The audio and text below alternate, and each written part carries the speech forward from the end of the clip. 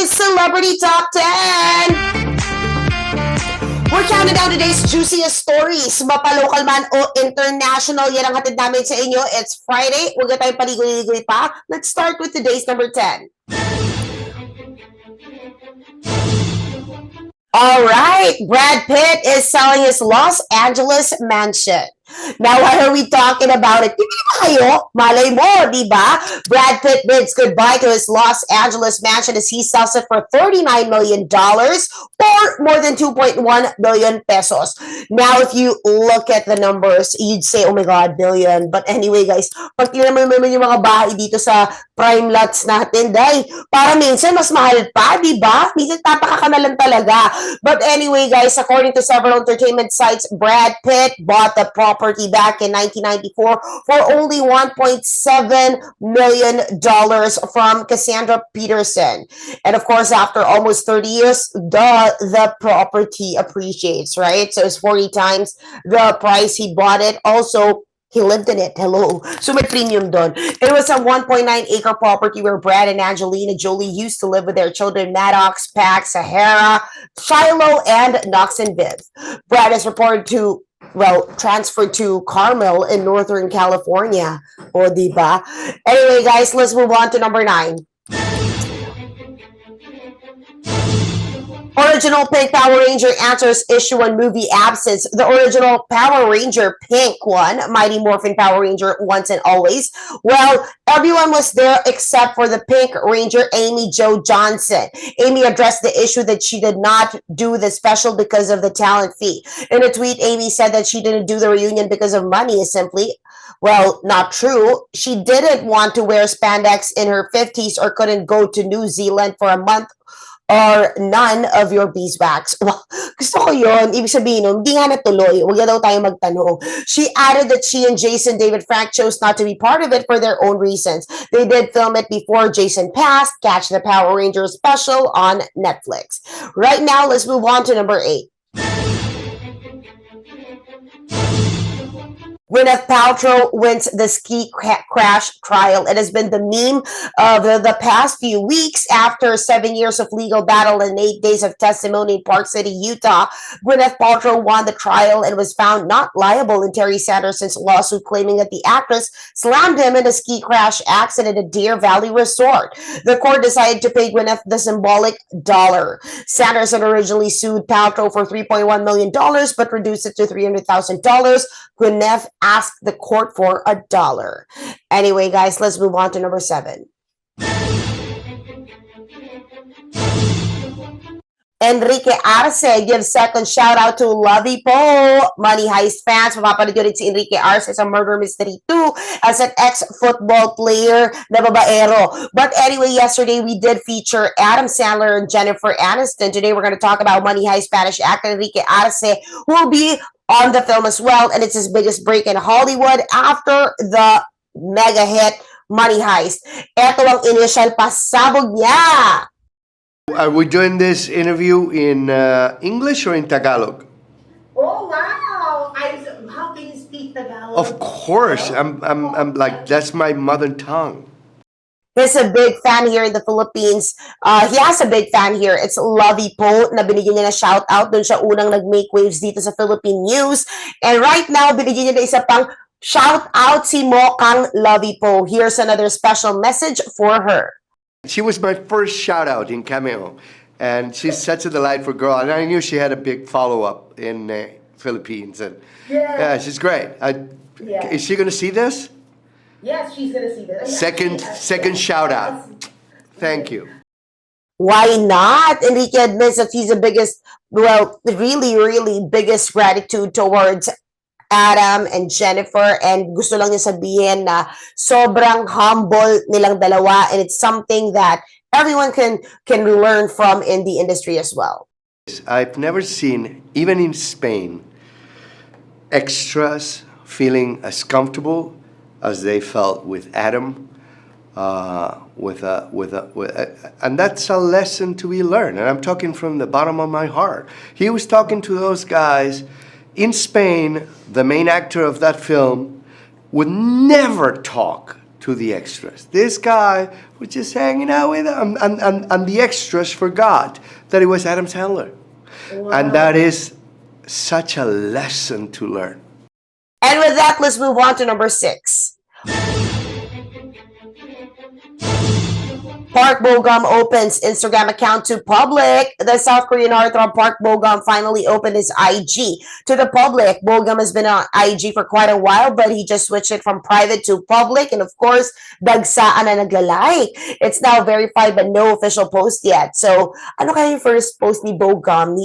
O diba? I love it. It's the talk of the town. And speaking of someone's in town, let's move on to number 5. Vanessa Hudgens as Global Tourism Ambassador for the Philippines.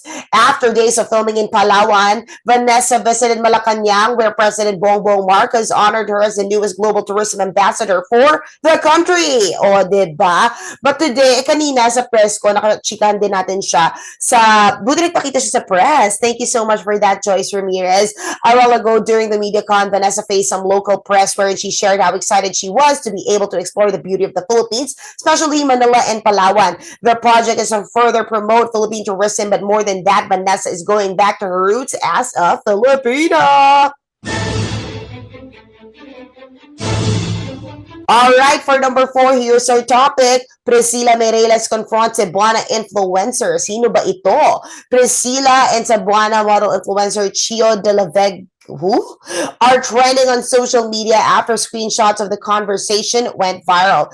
In the conversation, Madam Priscilla directly sent a message to the said woman, and that she's informing the woman she's the wife of John and asked Chio to stop communicating.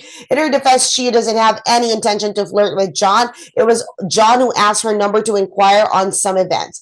Priscilla told Chio that she seems to be a nice girl, and she looks forward to seeing her as Priscilla and her family will go to Cebu. So in the past days, Priscilla has been posting cryptic messages alluding to cheating. Let's see where this story goes. Nakakaloka lang yung narrative no, na yung mga babae yung nag-aaway, pero kasalanan naman yun ng lalaki sakasakali. But anyway, nakakaloka. Let's move on. We're down to our top 3 stories. Pasadahan lang natin Christopher DeLeon and Velma Santos. Love team is back. Number 2, Adriana Lima removes her silicone boobs. And at number 1, the highlight of the epic Star Magic prom. Before that, meron tayong mga paad, diba? Ang celebrity billboard natin. Some of the known local female content creators on YouTube gathered to celebrate their femininity and women empowerment as they discuss breaking barriers online and beyond. So the panelists include Candy Pangilinan, PWD advocate and businesswoman Giselle Cheska Karandang, which is a pilot and an educator, Laika Maravilla. Also joining them is Philippine director Bernadette Nacario and host Mela Habijan. Online educator Laika Maravilla shared how happy she was that through her videos, a lot are passing entrance exams. Wow! When we use technology, we're able to break down those walls.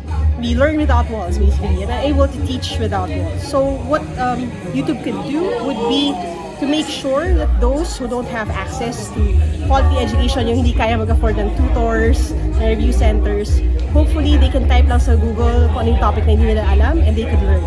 And during the pandemic, we've seen how this impacted a lot of students and parents who for the first time need to tutor their kids at home. Nakita natin na everyone can learn, everyone should learn, and everyone can learn right now. Hanapin nyo lang. Yan yung sarili ninyong pagkakataon. And sa akin, sobrang fulfilling yun kasi, yun nga, kung tuturo ko sa classroom, I may be able to teach siguro 20, 30 students. But through YouTube, I'm able to teach millions of people. Correct. Let's move on to our showbiz stories. Number 3. Christopher DeLeon and Velma Santos reunite in a film. It's gonna be set in Japan. And the story is When I Met You in Tokyo. So, aalis na sila, habulin nila yung Sakura season. The Christopher DeLeon and, of course, Velma Santos will be OFWs in this one. They'll show the love and how love encompasses all seasons in your life. Diba? Lagi na lang kasi tayong patwitams at kung ano-ano pa. Ito, adult love. The two stars have been doing projects together since the 80s until early 2000s like Haplos, Broken Marriage, Immortal, Dekada 70.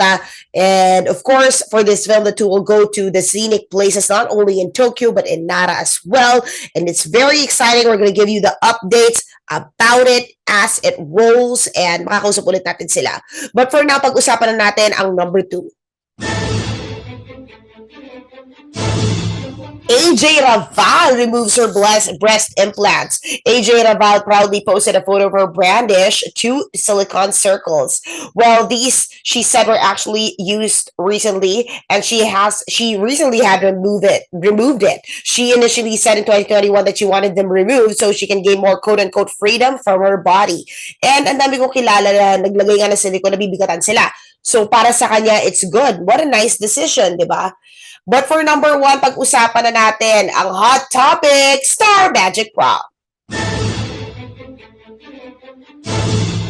Yes, Don Bell is the king and queen of the night. Congratulations to the winners of Star Magic that was held last night in Alabang. Bel, Mariana, and Donnie Pangilinan were named prom king and queen. Freshman prince and princesses are Raiko Mateo and Crystal Nejes. And of course, our TV5 president CEO Guido Zabaliero was there as well. Well, there. And yung most kilig promposal goes to Seth Fedelin and Francine Diaz. Well, the best promposal and most creative promposal went to Andrea Brillantes and Richie Rivero. So, yung mga ganun palang pakulo, kaya pala nila ginawa yun sa Blackpink, di ba? Yon! So, that's that for our roundup. I hope you enjoyed it. Patwitams ang number 1 natin. Before we end, we do have a reminder for everybody. Stay safe from the intense heat. Stay away from the sun. Stay hydrated and wear your SPF. That's it for today. I'll see you on Monday. It's the weekend. Makilis na makikountdown Mondays to Fridays, 4:45, 1 News, 1 PH Radio, 592.3 True FM. I'm MJ Marfori. Thank you so much for joining me. This is Celebrity Top 10.